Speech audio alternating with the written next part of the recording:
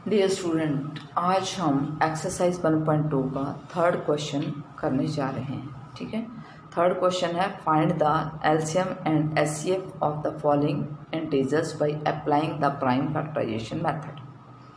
Question first है 12, 15, 21।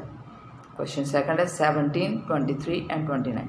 Question third है 8, 9 and 25। अब हम फर्स्ट क्वेश्चन करते हैं जो कि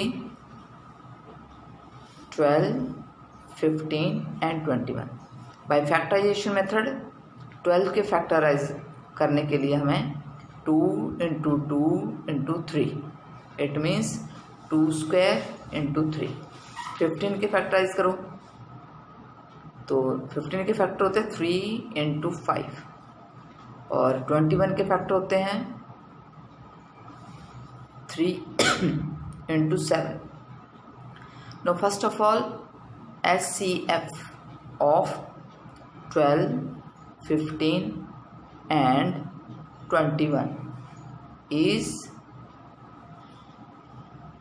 अब हमने देखना है जब भी HCF फाइंड करते हैं तो वो नंबर HCF होता है हमारा जो तीनों में हो।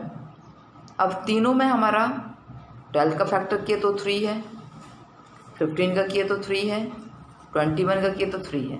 तो HCF जो तीनों में हो वो हमारा HCF होता है। तो HCF हमारा 3 आ गया। वो नंबर जो तीनों में है वो HCF है।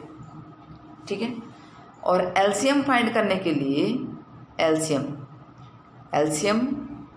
12, 15 एंड 21, इनका HCF क्या होगा? HCF जो तीनों में नंबर है वो 1 टाइम लेते हैं और जो तीनों में नहीं है उनको भी लेंगे। एलसीएम का मतलब होता है जो सब में है वो भी लेने हैं, जो मैच नहीं करते हैं वो भी लेने हैं। अब यहाँ पे 2 इंटू 2 तो इसको ले लो, मैच नहीं करता 3 तीनों में है इसको 1 टाइम ले लो।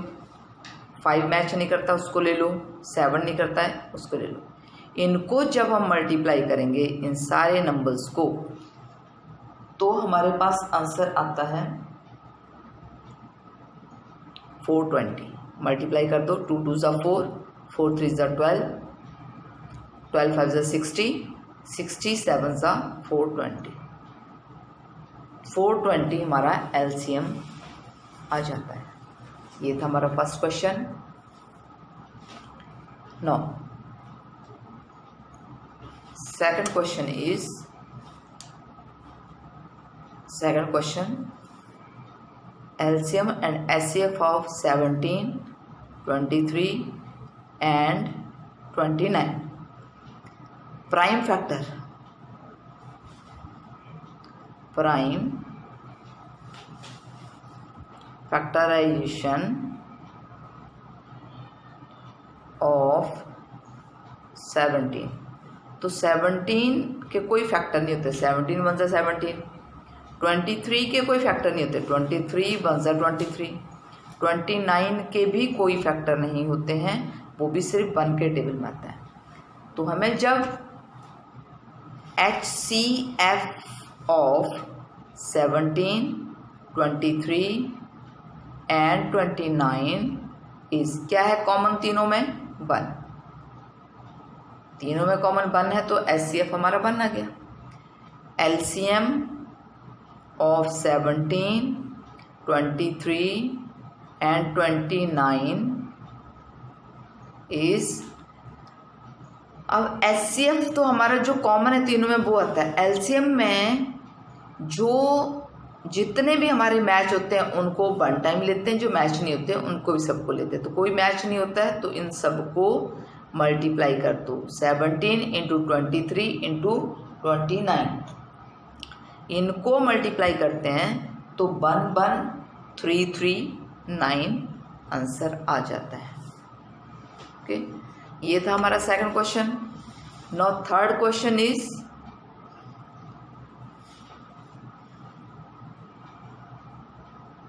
थर्ड क्वेश्चन है हमारा 8, 9 and 25। Now prime factor find करने हमने prime factorization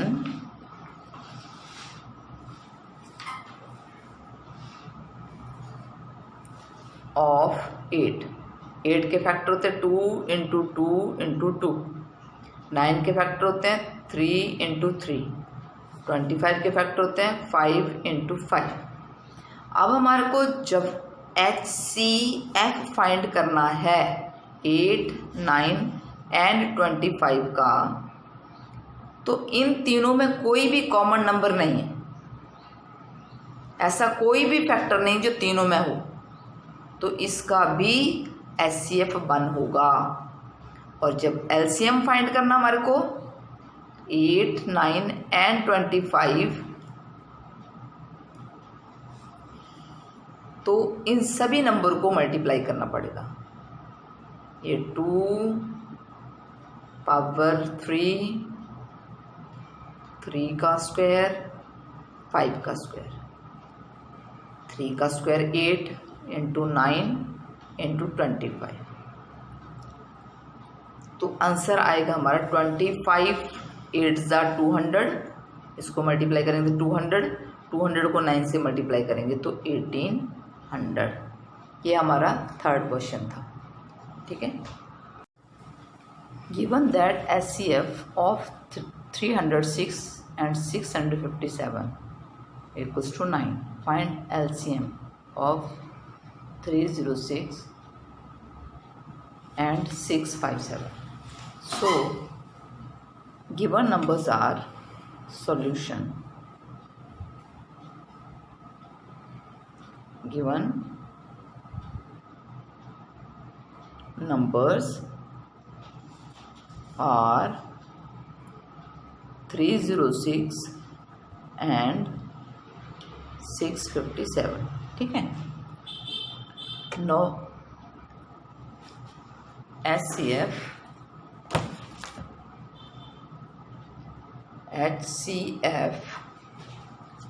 of 306 and 657 equals to 9। ये तो हमारे को गिवन है, हम यहाँ पे लिख देते हैं गिवन।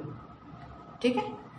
अब फॉर्मूला हमारा क्या है, HCF into LCM equals to product of given numbers.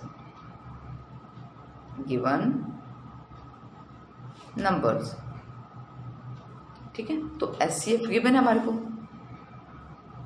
HCF कितना हमारा 9 है।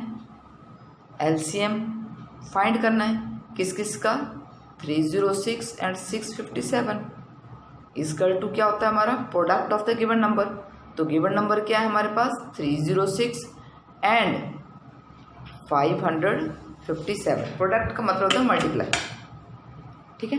अब हमें फाइंड करना है LCM of 306 and 657 equals to 306 into 657 upon ये जो 9 है इक्वल टू के उस तरफ जाकर डिवाइड में हो जाएगा। ठीक है। अब इसको हम कैंसिल कर देते हैं। 9 1 ज़ा 9, 9 3 ज़ा 27, 3 यहाँ पे लगे 36 हो गया, 9 4 ज़ा 36, 34 इंटू 657 इक्वल्स टू, इसको मल्टीप्लाई करते हैं तो हमारा आएगा 22338। ये आंसर है। ठीक है। ये क्वेश्चन 4th था। Now question 5th।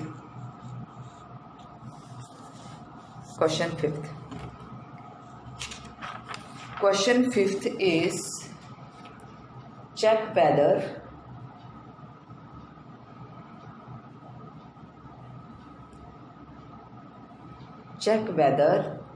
6 raised to n can end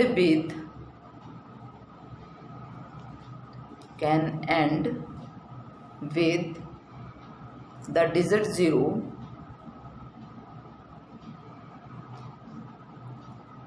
for any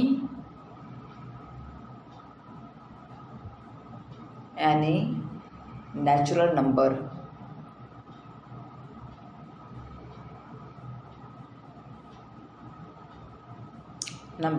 n। Solution. ये क्वेश्चन था हमारा जो कि आप टेक्स्ट बुक में पढ़ सकते हो, ठीक है। ये क्वेश्चन है हमारा, ठीक है। इसको आप टेक्स्ट बुक में भी देख सकते हो। अब लेट अस सपोजिशन करनी पड़ेगी हमारे को इस सब में। Suppose that 6 raised to n ends with the digit 0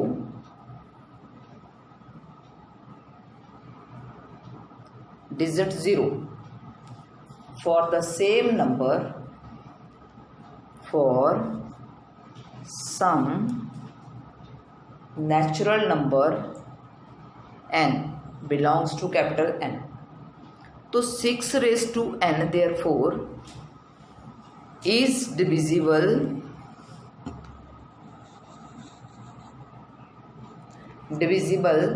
by 5, क्योंकि हमें 0 चाहिए, यूनिट के प्लेस पर हमारा 0, 6 5 से 30 हो जाते हैं ना। तो अगर 6 को कौन से नंबर से मल्टीप्लाई करें, हम 6 को 5 से ही मल्टीप्लाई करेंगे तो ही 0 आएगा हमारा डिजिट, ठीक है। अब हम प्राइम फैक्टर फाइंड करते हैं। Prime factor of 6 raised to n are क्या हो सकते हैं इसके, 2 into 3 6 हो जाता है, raised to n आ गया, ठीक है। So it is clear that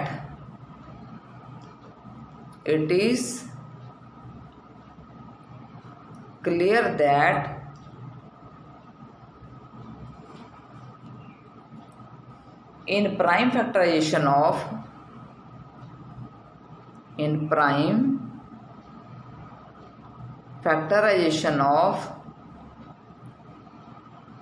6 raised to n there is no place for 5, there is no place for 5, so our supposition, therefore our supposition is wrong, ठीक है। क्योंकि इसमें आपको चेक ये करना था कि 6 raised to n can and with the digit 0 for any natural number n, किसी भी नेचुरल नंबर के लिए हमारा 6 raised to n जो है 0 पे एंड हो सकता है। तो हमने सपोज कर लेते हैं, let us suppose that 6 raised to n ends with the digit 0 for some n natural number. तो हमने 6 raised to n is divisible हमारा 5 में 6 को 5 से करेंगे तो ही 0 आ सकती है ना। तो prime factor of 6 raised to n are 2 into 3 raised to n। अब ये इससे ये क्लियर हो जाता है कि ये प्राइम फैक्टराइजेशन जो है वो 6 के उसमें 5 के लिए कोई प्लेस नहीं है, इसलिए हमारी सपोजिशन जो है वो रॉन्ग प्रूव हो जाती है। Now question 6, explain why 7